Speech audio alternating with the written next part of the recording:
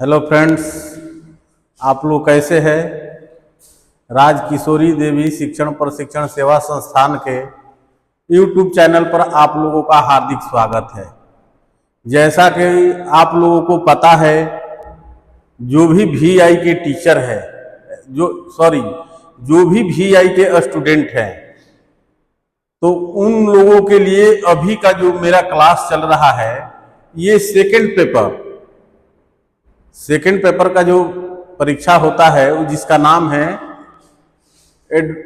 Educational implication of blindness and low vision. जो second paper है उसका सिलेबस मैं लेकर पूरी आप लोगों के सामने लेकर आ रहा हूं। सिलेबस बाय सिलेबस क्लास चल रहा है, ठीक है।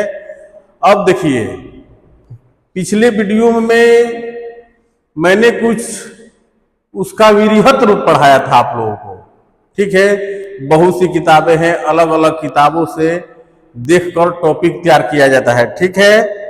तो अभी पढ़ाई का सेशन बिल्कुल चालू है, तो अभी मेरा मेन फोकस है कि आप लोगों को सिलेबस कंप्लीट कराना। फर्स्ट पेपर के बारे में मैंने बता दिया था कि इंट्रोडक्शन टू डिसेबिलिटी है, जो कॉमन पेपर है। तो उसमें बहुत है, मानसिक मंदता, हियरिंग इम्पेयरमेंट। तो उसके स्पेशल टीचर हमारे यहाँ प्रतिदिन क्लास लेते हैं, उन लोगों का भी आप वीडियो देखिए। तो उसमें का जो हो सकता था मैंने आप लोगों को पढ़ा दिया है। अब मेरा जो सेकंड पेपर है फर्स्ट ईयर का, उसका भी क्लास मैंने चालू कर दिया है। अब मैं क्या कर रहा हूं कि सीनियरिटी से जो भी टॉपिक आ रहे हैं उस पर हम चर्चा करेंगे और उसका वस्तुनिष्ठ क्वेश्चन हल करेंगे, ठीक है। तो पिछले क्लास में मैंने जो पढ़ाया था उसके बाद का जो हमारा टॉपिक आज है वह है आंखों की सामान्य बीमारियां एवं उनके प्रभाव। अब देखिए, इसका हो सकता है कि कुछ दूसरे किताबों के सिलेबस से मैंने इसको पर एक बार चर्चा किया था आप लोगों की परीक्षा के वक्त। जो हमारे पुराने स्टूडेंट हैं उन लोग से मैंने इसका वीडियो दिया था, चर्चा किया था, या इस प्रकार के पेपर में ऐसे क्वेश्चन पूछे जाते हैं। लेकिन अभी तो हमारे यहाँ नए नए बच्चों का भी एडमिशन हुआ है, तो सबके लिए जरूरी है कि आप लोग ध्यान से वीडियो को देखिए और उसको लाइक कीजिए, चैनल को सब्सक्राइब कीजिए, ठीक है। आज का जो हमारा टॉपिक है कि आंखों की समान बीमारियां। देखिए, ये सेकंड पेपर का अभी क्लास चल रहा है, ठीक है। आंखों की समान बीमारियां एवं उनके प्रभाव, ठीक है। इसमें क्या क्या है? पहला है आंख का आना। समान में क्या बीमारी होती है? आंख का आना पहली है ना प्राथमिकता। हमारी आंखों में कंजक्टिवा नाम की एक पारदर्शी पतली झिल्ली होती है। हमारी आंख में एक पतली झिल्ली होती है जिसको क्या कहते हैं हम? कंजक्टिवा। कंजक्टिवा हमारी आंखों की पुतली के सफेद भाग और पलकों के अंदरूनी भाग को कवर करती है। ये क्या करती है? जो हमारे आंख में सफेद भाग है और पुतली को कवर करती है। किसी कारणवश इसमें सूजन आ जाए या इन्फेक्शन हो जाए तो इस कंडीशन को कंजक्टिवाइटिस या आंख का आना कहते हैं, ठीक है। यह शीघ्रता से होने वाली बीमारी है। यह क्या है? जल्दी हो जाने वाली बीमारी है। एक दो दिन में यह बीमारी बढ़ती है और तीसरे चौथे दिन अपने चरम पर होती है। यह बीमारी क्या है? एक दो दिन में बढ़ती है और तीसरे चौथे दिन हाई पावर में हो जाती है। तथा यदि दवा एंटीबायोटिक आई ड्रॉप न भी ली जाए तो 5वें से 7वें दिन ठीक हो जाती है। इसके लिए आई ड्रॉप लेना पड़ता है। अगर नहीं भी लेंगे तो 6-7वें दिन में ये ठीक होने लगती है, ठीक है। कारण इसके होने का क्या कारण है? देखिए, अभी आ जाएगा कि आंख के आना बीमारी का लघुत्तरीय में क्या कारण है, ठीक है। उसके लक्षण क्या है, बचाव क्या है, ऐसे क्वेश्चन परीक्षा में आते हैं, ठीक है। कंजक्टिवाइटिस में लालिमा, आंखों से रिसाव, पलकों में सूजन, आंखों से पानी बहना इत्यादि होता है। आंखों का जैसे फूल जाना, ये सब किस बीमारी के पहचान के नियम हैं? आंखों की लालिमा बीमारी के। ठीक है, अब आ जाएगा कि इस बीमारी के बचाव के क्या क्या उपाय है। ठीक है, पहला है आंखों को बार बार हाथ से नहीं छूना चाहिए। आंख को इस बीमारी में क्या करना चाहिए? बार बार हाथ से नहीं छूना चाहिए। दूसरा है, यदि आंख को छुआ है तो हाथ धोते रहिए। ठीक है, यदि आंख को आप छू दिए हैं तो हाथ आप धोते रहिए। इसके बाद है, दवा डालने के बाद भी हाथ धो लेनी चाहिए। दवा डाल लेने के बाद क्या करना चाहिए? हाथ को धो लेना चाहिए। छींकते समय रुमाल का प्रयोग करना चाहिए। ठीक है, यदि आवश्यक न हो तो भी भीड़ भाड़ वाली जगहों पर नहीं जाना चाहिए। यदि ज्यादा जरूरत न हो तो भीड़ भाड़ वाली जगहों पर नहीं जाना चाहिए। छठा क्या है? आवश्यक रूप से किसी वस्तु को नहीं छूना चाहिए। इस बीमारी में वस्तु को जल्दी नहीं छूना चाहिए क्योंकि इससे इन्फेक्शन बढ़ने का खतरा रहता है। मूल्य कारण ये है। ठीक है, अब इसके शैक्षणिक प्रभाव क्या है?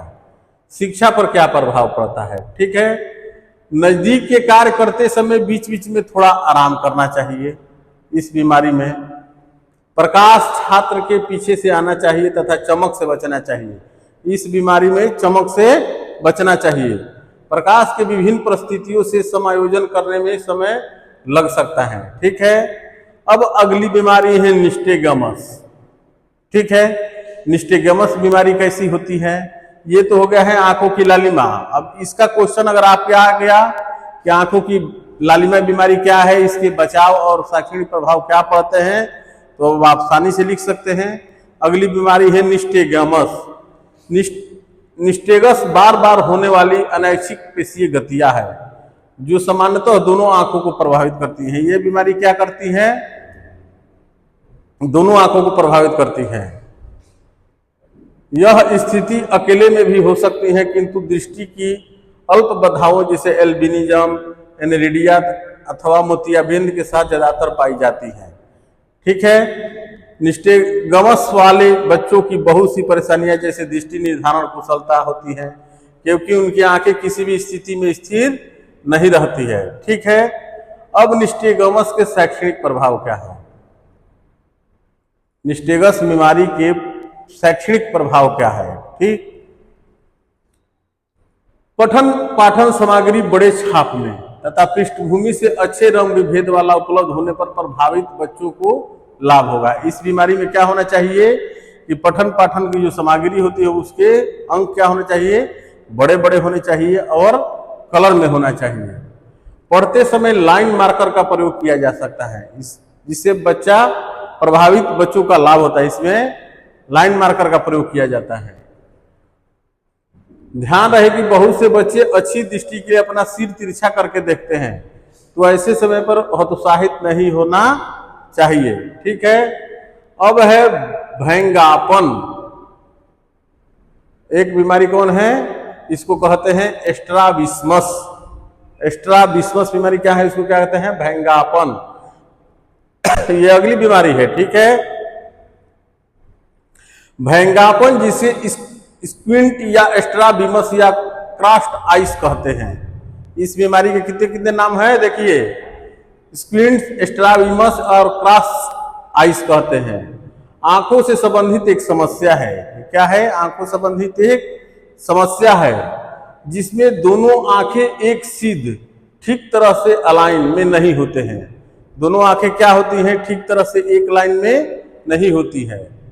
एक आंख अंदर की ओर या बाहर की ओर या नीचे की ओर या ऊपर की ओर हो जाती है। ठीक है, ऐसी स्थिति में दोनों आंखें एक साथ एक बिंदु पर केंद्रित नहीं हो पाती हैं। किस बीमारी में? तो भैंगापन बीमारी में दोनों आंखें अलग अलग दिशाओं में देखती हैं, जैसे अलग अलग बिंदुओं पर फोकस होती हैं।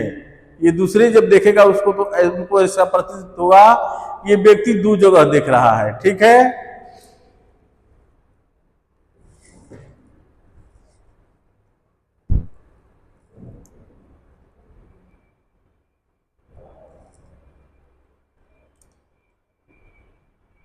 यह समस्या आंख की मांसपेशियों पर खराब नियंत्रण के कारण होती है। ठीक है, इनके तंत्रिकाओं को दोषपूर्ण संकेत मिलते हैं। यह किसी भी उम्र में हो सकता है, किंतु कई बार यह जन्म से ही पाया जाता है। ये बीमारी अधिकांशतः जन्म के समय ही होती है। ठीक है, अब है इसके भोंगापन के प्रभाव। इसके प्रभाव क्या पड़ते हैं बच्चे के जन्म हो जाने पर? स्क्वींट्स पर ध्यान न देने से दोनों आंखों से देखना प्रभावित हो सकता है। ठीक है, तथा परिणाम स्वरूप दृष्टि का क्षेत्र सीमित हो सकता है, अथवा विभिन्न वस्तुओं को दूरी का अंदाज लगाना कठिन हो सकता है। यदि क्विंट अन्य परिस्थितियों जैसे मोतियाबिंद के साथ साथ होता है तो बच्चे की दृष्टि मूलक क्रियात्मकता का निर्धारण ध्यान से करना चाहिए, क्योंकि स्क्विंट से स्थिति और बिगड़ सकती है। ठीक है, अब इस बीमारी के शैक्षणिक प्रभाव क्या क्या पड़ेंगे? ठीक है, स्क्विंट से प्रभावित व्यक्ति आंख में पैबंद लगाया जा सकता है, किंतु इससे व्यक्ति की दृष्टि तीक्ष्णता बहुत अधिक प्रभावित होती है। ठीक है, यदि पैबंद न लगाया जाए तो वस्तु के दो प्रतिबिंब बन सकते हैं। इस बीमारी में क्या होता है, किसी वस्तु के दो प्रतिबिंब उनके आंखों पर बनते हैं। ठीक है, कक्षा में बच्चे की बैठक पर ध्यान देना चाहिए ताकि बेहतर आंख का अधिकतम उपयोग हो सके। इसमें कक्षा प्रबंधन को क्या करना चाहिए कि बच्चे को ऐसी जगह पर बैठाना चाहिए ताकि जो उसकी दृष्टि जैसी काम कर रही है उसके अनुसार वो शैक्षणिक व्यवस्था का लाभ उठा सके। ठीक है, अब है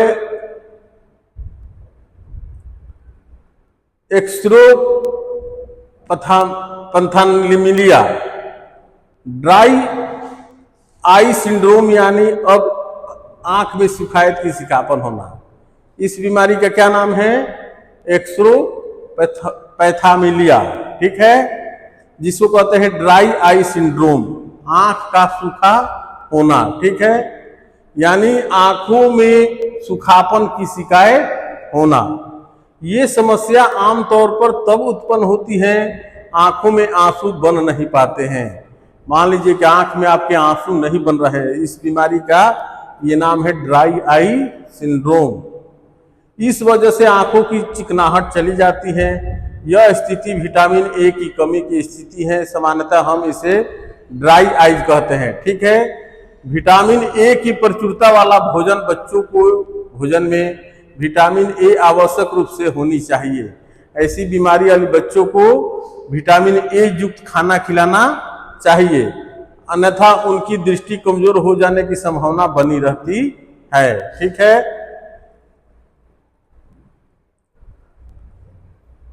अब इस बीमारी के लक्षण क्या क्या है? जो ये बीमारी है इसके लक्षण क्या है? विटामिन ए की कमी के कारण बच्चों में मुख्य रूप से निम्नलिखित लक्षण पाए जाते हैं। ठीक है, पहला है रतौंधी। इसमें बच्चे जिन वस्तुओं को दिन के समय आसानी से देख लेते हैं, उन्हें शाम को कम प्रकाश रात में देखने में क्या होती है? कठिनाई होती है। आंखें सूखी प्रतीत होने लगती हैं, आंख का सफेद हिस्सा कम चमकीला या झुर्रीदार होने लगता है। ये कौन सी बीमारी में? तो विटामिन ए की कमी के कारण होने वाली बीमारी में। ठीक है, सफेद हिस्से पर भूरे धब्बे साबुन के बुलबुले की भांति दिखाई देने लगते हैं। ठीक है, कार्निया पर घाव बनने लगते हैं तथा यह नष्ट होने लगती है। इसके शैक्षणिक प्रभाव क्या क्या पड़ते हैं? इस बीमारी, जो विटामिन ए की कमी से बीमारियां उत्पन्न होती हैं, इसके शैक्षणिक प्रभाव क्या क्या पड़ते हैं? किसी भी वस्तु का रंग पृष्ठभूमि से अंशे अंतरवाना होना चाहिए। ठीक है, पहला स्टेप इसमें यह है, तथा चमक से बचना चाहिए। ठीक है, अब है अगला बीमारी कॉर्नियल अल्सर। इसको क्या कहते हैं? कार्निया का फोड़ा या घाव। जिस बीमारी को क्या कहते हैं? Cornea ulcer. अब देखिए, ऐसे ही क्वेश्चन परीक्षा में आते हैं। अब पूछ देगा कि कार्निया अल्सर बीमारी की क्या पहचान है, कैसे होती है, इसके शैक्षणिक प्रभाव क्या पड़ते हैं। तो जो आप क्लास अटेंड करेंगे तो आसानी से लिख सकते हैं। ठीक है, आंख के सामने वाले हिस्से में ऊतकों की एक परत को कार्निया कहा जाता है। आंख के सामने हमारे एक ऊतक होते हैं जिसे क्या कहते हैं? कार्निया। आप लोग भली भांति इसको जानते होंगे। कार्निया के मदद से आंख के अंदर परेशानी जा पाती है।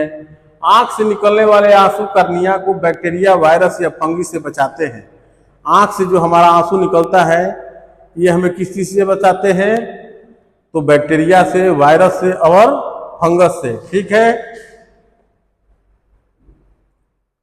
कार्नियल अल्सर एक घाव होता है जो कार्निया में बनता है। यह आमतौर पर इन्फेक्शन के कारण, मामूली सी चोट या खरोंच लगने के कारण या लंबे समय से कंटेस्ट टेस्ट पहनने के कारण भी आंख में इन्फेक्शन हो सकता है। ये किन किन चीजों से बीमारी होती है?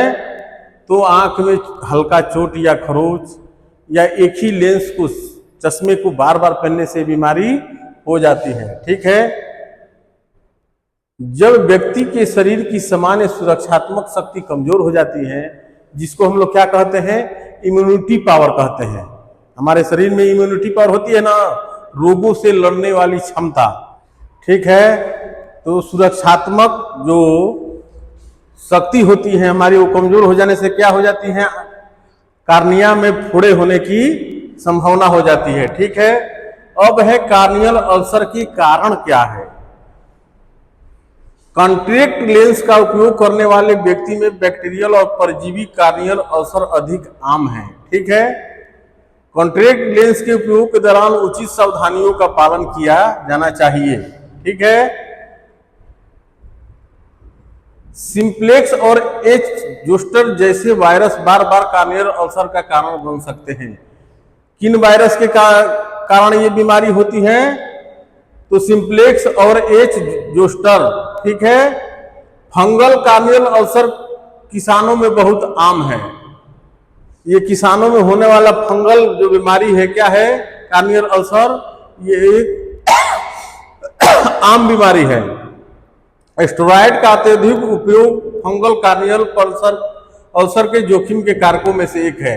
किसान क्या करते हैं कि बहुत से खाद, जहरीले पदार्थों का यूज करते हैं, छिड़काव करते हैं, तो स्टेरॉयड का होते हैं, आंखों पर उसका प्रभाव डालते हैं, जिससे ये कार्नियल अल्सर होने की बीमारी का खतरा बढ़ जाता है। ठीक है।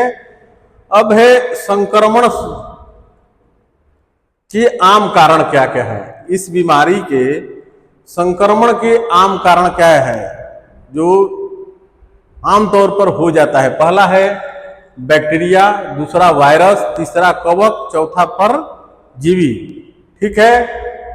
कॉन्ट्रैक्ट लेंस का उपयोग करने वाले व्यक्ति में बैक्टीरियल और परजीवी कार्नियल अल्सर अधिक आम है। कॉन्ट्रैक्ट लेंस के उपयोग के दौरान उचित सावधानियों का प्रयोग किया जाना चाहिए। हफी, सिंप्लेक्स और एच जोस्टर जैसे वायरस बार बार कार्नियल अल्सर का कारण बन सकते हैं। फंगल कार्नियल अल्सर किसानों में बहुत आम है। स्टेरॉयड का अत्यधिक उपयोग फंगल कार्नियल अल्सर के जोखिम कारणों में से एक है। पहला है कॉन्टैक्ट लेंस। जैसे हम लोग क्या करते हैं कि किसी व्यक्ति, दूसरे व्यक्ति का हम लोग चश्मा यूज कर लेते हैं, या जो किसान हैं वो क्या करते हैं कि बहुत प्रकार के रासायनिक पदार्थों का खेत में छिड़काव करते हैं। थोड़ी सी असावधानी से अगर उसका हवा के द्वारा भी वाष्प आंख में आ गया तो फंगल अल्सर बीमारी होने का खतरा बढ़ जाता है। ठीक है।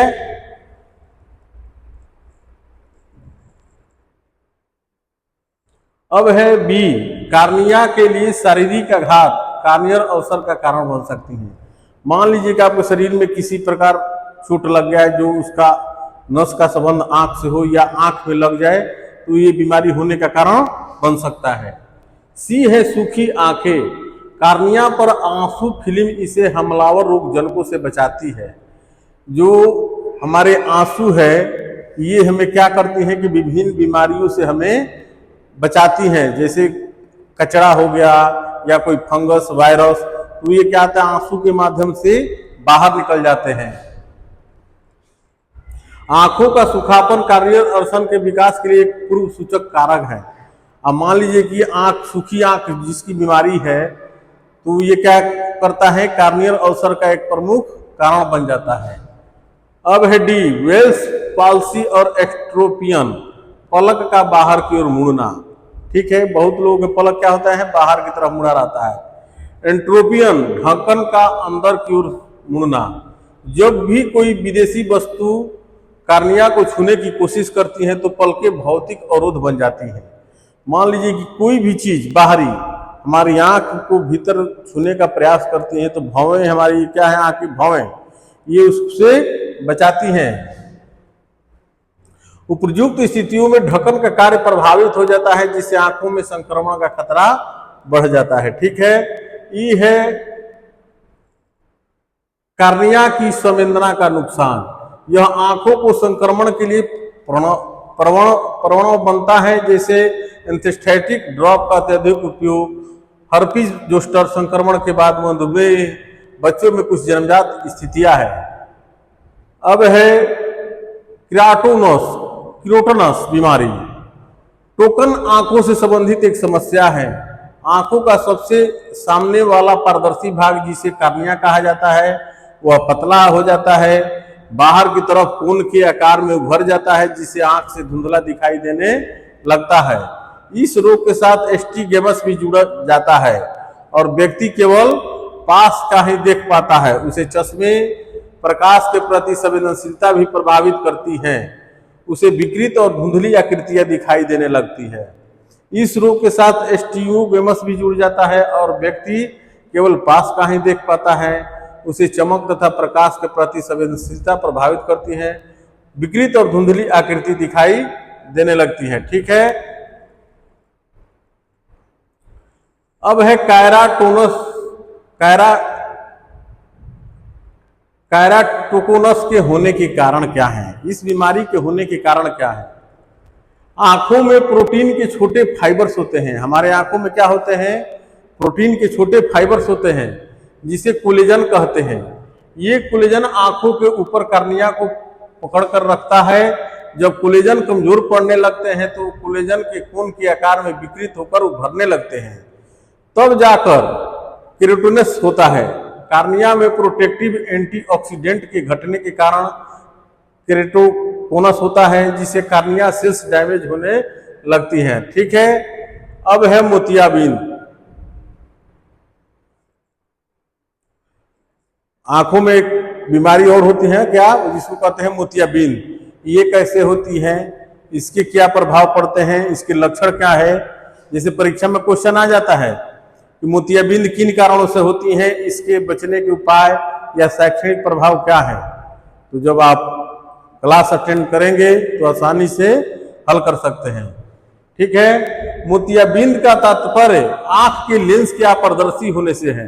अपारदर्शी किसे कहते हैं, जिसमें प्रकाश की किरणें आर पार न हो।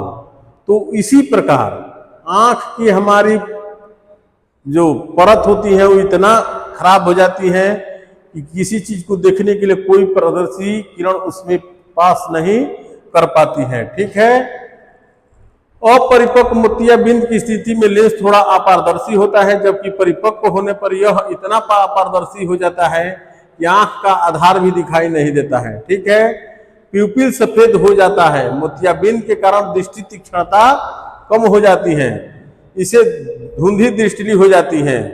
मोतियाबिंद बनने से पहले स्क्विंटस की समस्या होती है, देखने में आ सकती है। 65 वर्ष से अधिक अवस्था में लगभग 95% लोगों को मोतियाबिंद की समस्या होती है।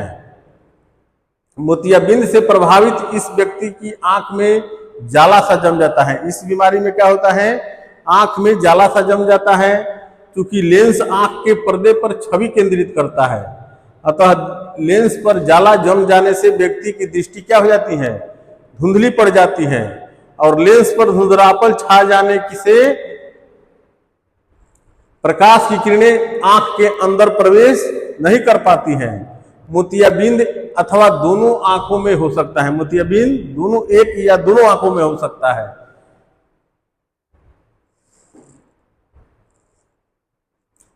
लेंस, अब देखिए मोतियाबिंद की से दृष्टि के दो कारणों से प्रभावित होती है। ठीक है, क्या होती है, मोतियाबिंद से दृष्टि दो कारणों से प्रभावित होती है। पहला है लेंस मुख्यतः पानी तथा प्रोटीन से मिलकर बना होता है, जैसा कि आप लोगों के सामने मैंने चर्चा किया था। तथा जब लेंस में प्रोटीन की मात्रा बढ़कर एक जगह जमा होने लगती है तो इसे धुंधला कर देती हैं, जब आंख में प्रोटीन जमा हो जाता है तो क्या करता है, आंख को धुंधला कर देता है। रेटिना पर प्रकाश की किरणें नहीं पहुंच पाती, यह धुंधलापन गंभीर होकर दृष्टि बाधा का कारण बनती है। इससे भी क्या होता है, दृष्टि बाधा उत्पन्न होती है। अब दूसरा है, आंख का लेंस अपना रंग बदलकर हल्का पीला अथवा भूरा हो जाता है। ठीक है, कोई भी वस्तु भूरी दिखने लगती है, बाद में यह समस्या दृष्टि बाधा का रूप ले लेती है। ठीक है, अब है मोतियाबिंद के लक्षण क्या है। मोतियाबिंद के लक्षण, पहला है लेंस धीरे धीरे सफेद होने लगता है। दूसरा है रात में दिखना कम हो जाता है। तीसरा है कभी कभी एक ही वस्तु एक से अधिक प्रतिबिंब दिखने लगता है। चौथा है कि व्यक्ति दूर का दृश्य बाहर के प्रकाश में साफ नहीं देख पाता। पांचवा है सफेद और काले बीच का अंतर कम पहचान में आता है। छठा है चश्मे का नंबर बार बार बदलना पड़ता है। अब देखिए, ये जो मान लीजिए कि आपके परीक्षा में क्वेश्चन आ जाए लघुतरीय में कि मोतियाबिंद के लक्षण क्या है, तो आप बता सकते हैं कि इसका ये लक्षण है। कारण क्या है, तो कारण पर देखिए इसके कारण क्या है। मोतियाबिंद निम्नलिखित कारणों से हो सकता है।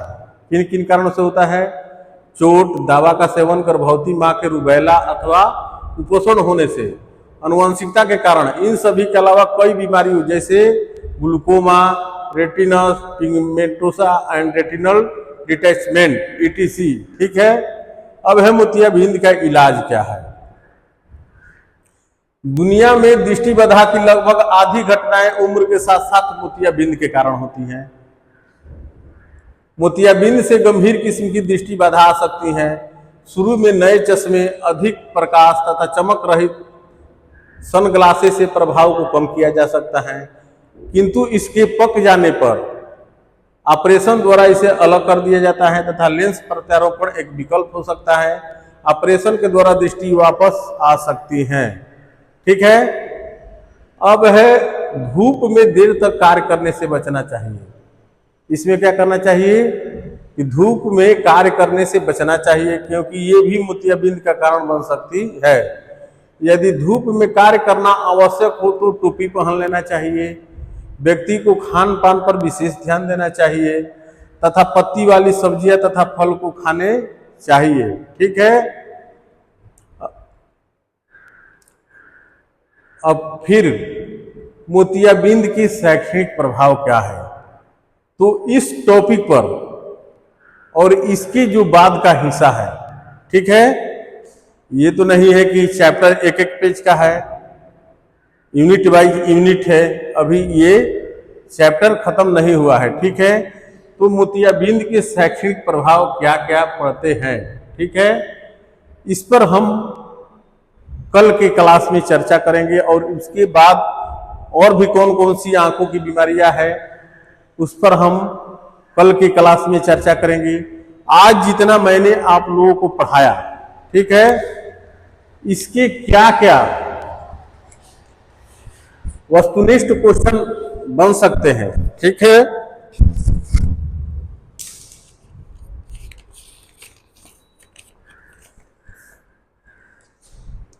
इसके क्या क्या वस्तुनिष्ठ क्वेश्चन बन सकते हैं वो मैं आप लोगों के सामने अब ला रहा हूं। ठीक है, पहला है क्वेश्चन नंबर, देखिए, आंखों में जलन का सामान्य कारण क्या है। ए धूल, बी ठंड, सी गर्मी, डी नमी। बताइए, आंखों में जलन का सामान्य कारण क्या है। ए ठंड, बी ए धूल, बी ठंड, सी गर्मी, डी नमी। तो इसका सही आंसर क्या होगा, ऑप्शन ए धूल। ठीक है, अब देखिए क्वेश्चन नंबर सेकंड क्वेश्चन देखिए, किस बीमारी से आंखों के सामने धुंधलापन होता है। ए मोतियाबिंद, B glaucoma, C retinitis pigmentosa, कि डी सभी। तो इसका सही आंसर क्या होगा, ऑप्शन डी, यानी सभी बीमारियों से आंखों में धुंधलापन आ जाता है। अब है क्वेश्चन नंबर 3, कौन सा लक्षण मोतियाबिंद का है। ए आंखों में दर्द, बी रंगीन हल्के दिखना, सी अचानक दृष्टि का खोना, डी धुंधला दिखाई देना। तो इसका सही आंसर क्या होगा? ऑप्शन डी, धुंधला दिखाई देना। अब है क्वेश्चन नंबर 4 देखिए क्या है।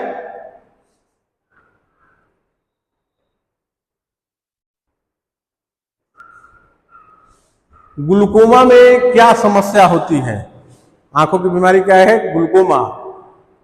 पहला है आंखों में सूजन, बी दृष्टि का दबाव बढ़ना, आंखों में जलन, डी सभी। बताइए इसका सही आंसर क्या होगा क्वेश्चन नंबर 4 का? 4 का होगा इसका सही आंसर ऑप्शन बी, दृष्टि का दबाव बढ़ना। ठीक है। अब है क्वेश्चन नंबर 5, रेटिनाइटिस पिगमेंटोसा किससे संबंधित है? ठीक है। ए है दृष्टि का धुंधलापन, बी आंखों का लाल होना, सी आंखों में जलन, डी सभी। तो इसका सही आंसर क्या होगा? ऑप्शन बी, आंखों का लाल होना। ठीक है, सॉरी, इसका सही आंसर होगा ऑप्शन ए, दृष्टि का धुंधलापन। ठीक है। अब है क्वेश्चन नंबर 6, आंखों में सुखापन किस बीमारी का संकेत हो सकता है? ठीक है।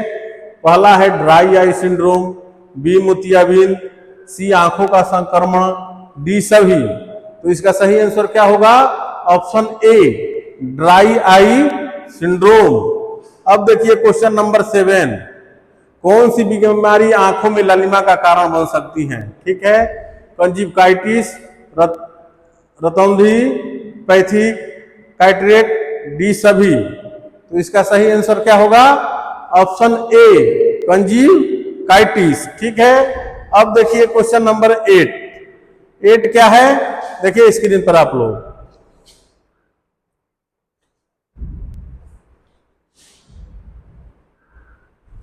कंजक्टिवाइटिस में मुख्य लक्षण क्या है? ए धुंधलापन, बी खुजली और लालिमा, सी दृष्टिहीनता, डी दर्द। तो इसका सही आंसर क्या होगा? ऑप्शन बी, खुजली और लालिमा। ठीक है। अब है क्वेश्चन नंबर 9, आंखों की परत पर किसका प्रभाव पड़ता है? पहला है ए हाइपरमेट्रोपिया, बी मायोपिया, सी पिंक आई, डी सभी। तो इसका सही आंसर क्या होगा? Option D. ठीक है। अब है क्वेश्चन नंबर 10, कौन सी बीमारी आंखों के पीछे के हिस्से में होती है? ठीक है। ऑप्शन ए है क्या हमारा? रेटिनल डिटैचमेंट, बी मोतियाबिंद, सी ग्लूकोमा, डी कंजक्टिवाइटिस। तो इसका सही आंसर क्या होगा? ऑप्शन ए, रेटिनल डिटैचमेंट। ठीक है। अब देखिए क्वेश्चन नंबर 11 देखिए,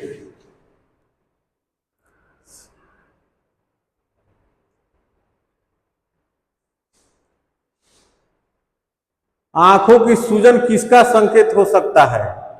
ठीक है। पहला है एलर्जी, दूसरा है संक्रमण, सी दोनों, डी कोई नहीं। तो इसका सही आंसर क्या होगा? ऑप्शन सी, दोनों, मतलब एलर्जी और संक्रमण दोनों से होता है, इसलिए इसका सही आंसर क्या होगा? Option C. अब देखिए क्वेश्चन नंबर 12 देखिए, किस स्थिति में आंखों की रोशनी अचानक कम हो जाती है? ऑप्शन ए है रेटिनल डिटैचमेंट, बी मोतियाबिंद, सी ग्लूकोमा, डी सभी। तो इसका सही आंसर क्या होगा? Option D. ठीक है।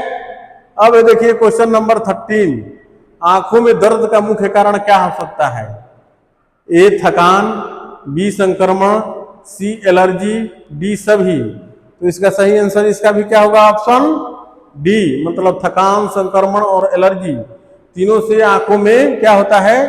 दर्द होता है, इसलिए इसका सही आंसर होगा ऑप्शन डी। अब देखिए क्वेश्चन नंबर 14, कौन सा लक्षण आंखों की थकान का संकेत हो सकता है? ए जलन, बी धुंधलापन, सी लालिमा, ऑप्शन डी सभी। तो इसका भी सही आंसर क्या होगा? ऑप्शन डी, मतलब जलन से भी आंखों में थकान महसूस होता है, धुंधलापन से भी, लालिमा से भी। तो इसका सही आंसर क्या होगा? Option D. ठीक है। अब देखिए क्वेश्चन नंबर 15, आंखों में चमक का कम होना किसका लक्षण हो सकता है? एक cataract, B glaucoma, C retinitis, D सभी। तो इसका सही आंसर क्या होगा? Option A cataract. ठीक है, अब देखिए क्वेश्चन नंबर 16 को देखिए आप लोग।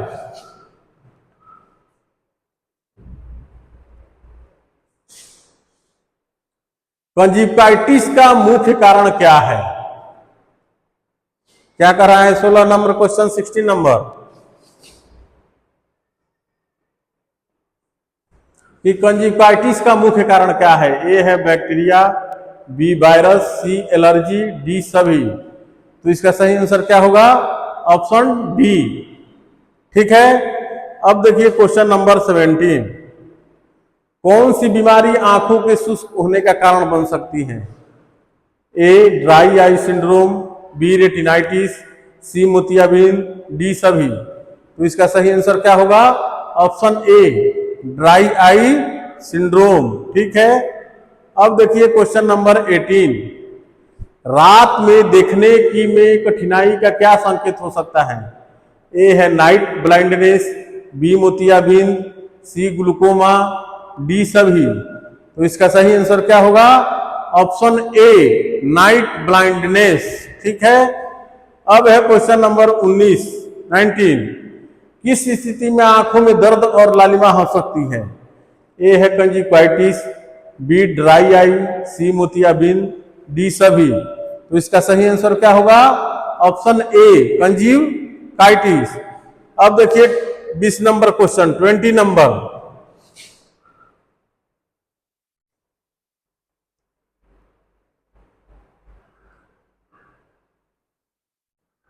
ग्लूकोमा की पहचान कैसे की जाती है?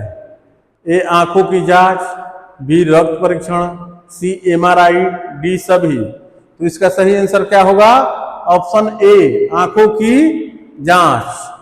अब देखिए 21 नंबर क्वेश्चन,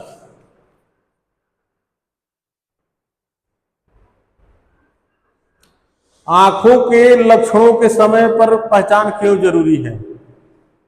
जल्दी उपचार के लिए, दृष्टिहीनता से बचने के लिए, बेहतर स्वास्थ्य के लिए, कि डी सभी, मतलब सभी के लिए। तो इसका सही आंसर क्या होगा? Option D. ठीक है, अब है क्वेश्चन नंबर 22, किस बीमारी में धुंधला दृष्टि आना सामान्य है? ए मोतियाबिंद, बी रेटिनल डिटैचमेंट, सी ग्लूकोमा, डी सभी। तो इसका सही आंसर क्या होगा? ऑप्शन डी सभी। ठीक है, अब देखिए 23 नंबर क्वेश्चन,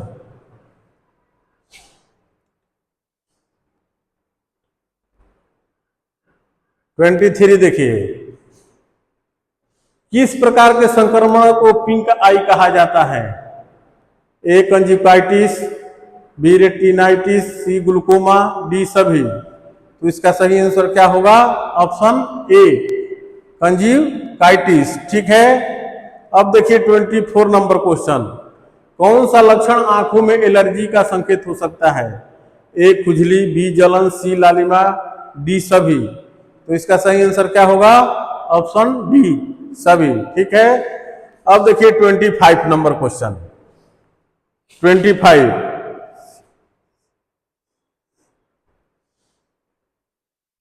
आंखों का सूजन किसका संकेत हो सकता है? ए एलर्जी, बी संक्रमण, सी दोनों, डी कोई नहीं। तो इसका सही आंसर क्या होगा? ऑप्शन सी दोनों। ठीक है, दोनों के कारण, एलर्जी और संक्रमण दोनों के कारण आंखों में सूजन हो सकता है, इसीलिए ऑप्शन सी सही है। ठीक है, अब है किस स्थिति में दृष्टि धीरे धीरे खराब होती है? ए मोतियाबिंद, बी कंजिक्टिवाइटिस, सी रेटिनाइटिस, डी सभी। तो इसका सही आंसर क्या होगा? ऑप्शन ए मोतियाबिंद। ठीक है, अब है क्वेश्चन नंबर 27, आंखों की थकान का मुख्य कारण क्या हो सकता है? कंप्यूटर का लंबे समय तक उपयोग, बी नींद की कमी, सी सभी, डी कोई नहीं। तो इसका सही आंसर क्या होगा? ऑप्शन सी सभी। ठीक है, मतलब कंप्यूटर के भी प्रयोग से आंखों में थकान होती है और नींद की कमी से भी आंखों में थकान होती है। ठीक है, तो इसका सही आंसर क्या होगा? Option C. अब देखिए 28 नंबर क्वेश्चन। 28 क्या है? ग्लूकोमा के लक्षण क्या हो सकते हैं? ए तेज दर्द, बी दृष्टि का धुंधलापन, सी दोनों, डी कोई नहीं। तो इसका सही आंसर क्या होगा? ऑप्शन सी, दोनों। मतलब तेज दर्द और दृष्टि के धुंधलापन के चलते, दोनों के चलते क्या होता है? ग्लूकोमा के लक्षण हो सकते हैं। ठीक है, ऑप्शन सी सही रहेगा। ठीक है, अब है क्वेश्चन नंबर 29। कौन सा लक्षण रेटिनाइटिस पिग्मेंटोसा का संकेत है? ठीक है, ए है दृष्टि का कम होना, बी रंगों का गलत दिखना, सी दोनों, डी कोई नहीं। तो इसका सही आंसर क्या होगा? ऑप्शन सी, दोनों। इसका मतलब दृष्टि का कम होना भी और रंगों का गलत दिखना भी लक्षण है रेटिना पिग्मेंटोसा का। इसीलिए इसका सही आंसर क्या होगा? Option C. अब नेक्स्ट एंड लास्ट क्वेश्चन देखिए। किस बीमारी में आंखों का ध्यान रखना अत्यंत आवश्यक है? ठीक है, ए है मोतियाबिंद, बी ग्लूकोमा, सी सभी, डी कोई नहीं। तो देखिए मोतियाबिंद में भी आंखों का ध्यान रखना पड़ता है और ग्लूकोमा में भी। तो इसीलिए इसी का सही आंसर क्या होगा? ऑप्शन सी, सभी। ठीक है, तो आज का हमारा ये जो क्लास है यहीं पर खत्म होता है। फिर मैं अगले दिन नेक्स्ट डे कल के क्लास में इस चैप्टर से जो बाकी के अभी रह गए हैं आंखों की बीमारियां संबंधित जो बीमारी है उसके लक्षण और प्रभाव, शैक्षणिक प्रभाव के बारे में जानकारी मैं अगले क्लास में आप लोगों के सामने लेकर हाजिर होऊंगा। ठीक है, तब तक के लिए धन्यवाद।